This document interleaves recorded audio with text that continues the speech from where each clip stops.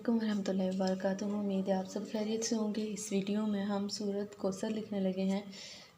सूरत कौसर हम ख़त दीवानी में लिखेंगे। साथ हम इस बात को देखेंगे कि ख़त दीवानी में अगर हम मॉडर्न कैलीग्राफी की तरह हम लिखना चाह रहे हैं, स्टाइल में लिखना चाह रहे हैं, तो फिर हम कैसे लिखेंगे। अब हम अगर स्टाइल में लिखना चाहें तो एक लफ्ज़ हम बड़ा लिखते हैं। वो लफ्ज़ कोई भी हो सकता है, हम पूरी आयत में से या पूरी सूरत में से लिख सकते हैं। तो यहाँ पे हम कौसर जो है लफ्ज़, जो कि इस सूरत का नाम भी है, वो हम बड़ा लिखने लगे हैं। ठीक है, अलिफ लिखा ख़त दीवानी में।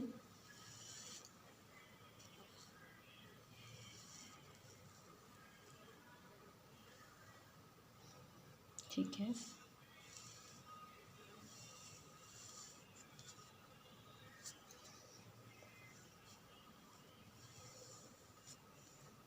कौसर।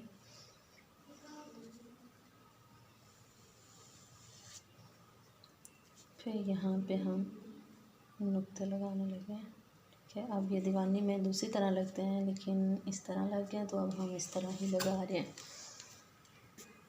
अब हमने इस पे अराब लगाए हैं। अराब जब भी हम लगाते हैं तो आपने अराब कह रहे हैं, हरकत लगाए हैं। हरकत जो जब भी हम लगाएंगे तो हमने इस चीज़ का ध्यान रखना है कि जिस डायरेक्शन में हम लफ्ज़ बना रहे हैं, हम सेम उसी डायरेक्शन में अपने हरकत, वो ज़ेर ज़बर पेश कुछ भी यूज़ कर रहे हैं तो वो हम उसी डायरेक्शन में बनाएंगे जिस डायरेक्शन में हम अल्फाज इस्तेमाल कर रहे हैं या लिख रहे हैं।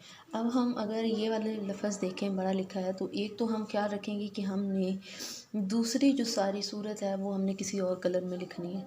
ठीक है, फिर अगर हम आयत लिख रहे हैं उसमें से एक लफ्ज़ बड़ा लिखा है तो फिर वो हम यहाँ पे साथ ही पूरी कर सकते हैं। लेकिन अगर कोई सूरत है तो वो हम कोशिश करेंगे कि हम इस तरह लिखें। ठीक है, ये इस डायरेक्शन में है, वो हम इस तरह लिखेंगे तो उससे क्या होगा कि हमारी सूरत जो है, चाहे वो बड़ी है, उसके आयात ज़्यादा हैं, तो वो भी पूरी आ जाएगी और हमारा मेन जो वर्ड है वो भी हाईलाइट हो जाएगा।